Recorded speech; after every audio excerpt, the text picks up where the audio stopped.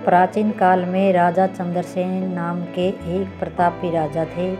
उनके दरबार में दो परम भक्त रहते थे। एक का नाम था दीनदयाल और दूसरे का नाम था रामदास। दोनों ही राजा के करीबी थे, लेकिन दोनों के विचारों में जमीन आसमान का अंतर था। दीनदयाल का मानना था कि दुनिया में जो कुछ भी मिलता है वह राजा की कृपा से मिलता है। वह अक्सर कहता, दाता तो केवल राजा है, जो राजा की शरण में है उसे कभी किसी चीज़ की कमी नहीं होगी। वहीं रामदास का अटूट विश्वास ईश्वर पर था। वह हमेशा कहता, देने वाला तो केवल वह परमात्मा है, राजा तो मात्र एक माध्यम है। ईश्वर जिसे देना चाहता है उसे पत्थर फाड़ कर भी देता है। राजा चंद्रसेन अक्सर इन दोनों की बहस सुनते थे। धीरे धीरे राजा के मन में अहंकार जागने लगा। उन्हें लगा कि दीनदयाल सही है, क्योंकि खिला पिला तो मैं ही रहा हूँ। उन्होंने तय किया कि वे सिद्ध कर देंगे कि राजा ही सबसे बड़ा दाता है। एक दिन राजा ने दोनों भक्तों की परीक्षा लेने का निर्णय किया। उन्होंने दो बड़े कद्दू मंगवाए। राजा ने गुप्त रूप से एक कद्दू को अंदर से खोखला करवाया और उसमें सोने की मोहरें, हीरे और जवाहरात भर दिए। इसके बाद उसे बड़ी चतुराई से बंद कर दिया। बाहर से देखने पर वह सामान्य फल ही लगे। दूसरे कद्दू को वैसा ही रहने दिया। दिन दरबार खत्म होने के बाद राजा ने दोनों भक्तों को बुलाया। राजा ने दीनदयाल को वह कद्दू दिया जिसमें सोने की मोहरें भरी थी। रामदास को उन्होंने साधारण कद्दू थमा दिया। राजा मन ही मन मुस्कुरा रहे थे। उन्होंने सोचा कि अब देखूंगा कि रामदास का ईश्वर उसे कैसे धनवान बनाता है। आज तो सारा धन दीनदयाल के पास जाएगा। नियति का खेल। दीनदयाल उस भारी कद्दू को लेकर अपने घर की ओर चल पड़ा। रास्ता लंबा था और वह कद्दू बहुत भारी था। रास्ते में दीनदयाल के मन में विचार आया, राजा साहब ने आज मुझे यह कैसा फल दे दिया। यह तो इतना भारी है कि इसे ढोने में मेरी कमर टूटी जा रही है। पर से काफ़ी पका हुआ भी लग रहा है, शायद खाने के लायक भी नहीं है।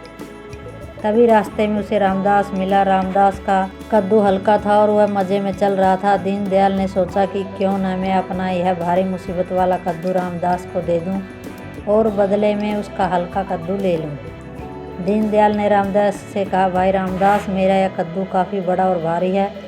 मेरे घर में सदस्य कम है, तुम यह रख लो और अपना छोटा कद्दू मुझे दे दो। रामदास तो संतोषी जीव था। उसने कहा, जैसी ईश्वर की इच्छा, अगर आप चाहते हैं तो बदल लेते हैं।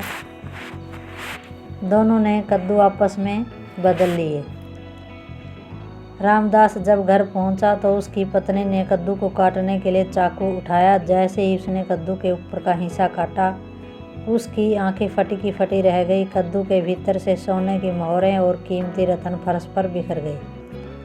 रामदास की आंखों में आंसू आ गए। उसने हाथ जोड़कर कहा, हे प्रभु, तेरी लीला अपरंपार है। सच है, तू जिसे देना चाहता है उसे छप्पर फाड़ कर देता है। रामदास ने उस धन का उपयोग गरीबों की सेवा और मंदिर बनवाने में किया, लेकिन उसका स्वभाव वैसा ही विनम्र रहा। उधर दीनदयाल ने जब अपना साधारण कद्दू काटा तो उसमें केवल बीज और गुद्दा निकला।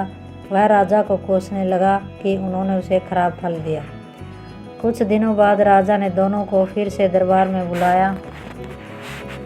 राजा को उम्मीद थी कि दीनदयाल अब रेशमी वस्त्रों और गहनों में लिपटा हुआ आएगा, जबकि रामदास की स्थिति और दयनीय हो गई। लेकिन जब दोनों सामने आए तो राजा दंग रह गए। रामदास के चेहरे पर एक अलौकिक तेज था और उसने साधारण लेकिन नए वस्त्र पहने थे। वहीं दीनदयाल पहले जैसा ही दिख रहा था और उसके चेहरे पर शिकायत के भाव थे। राजा ने दीनदयाल से पूछा, दीनदयाल, मैंने तुम्हें जो भेंट दी थी वह कैसी थी? दीनदयाल रुआंसा होकर बोला, महाराज, वह कद्दू तो पत्थर जैसा भारी था। मुझे लगा वह खराब है, इसलिए मैंने रास्ते में रामदास के छोटे कद्दू से बदल लिया। राजा सन्न रह गए। उन्होंने रामदास की ओर देखा।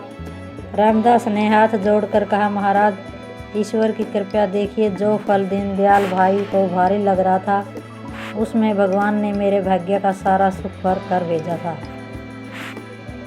राजा चंद्रसेन का अहंकार चूर चूर हो गया। उन्हें समझ आ गया कि इंसान चाहे कितनी भी कोशिश कर ले, वह किसी को कुछ नहीं दे सकता जब तक ऊपर वाले की इच्छा न हो। राजा ने सिंहासन से उतरकर रामदास को गले लगाया और स्वीकार किया कि दाता केवल ईश्वर है।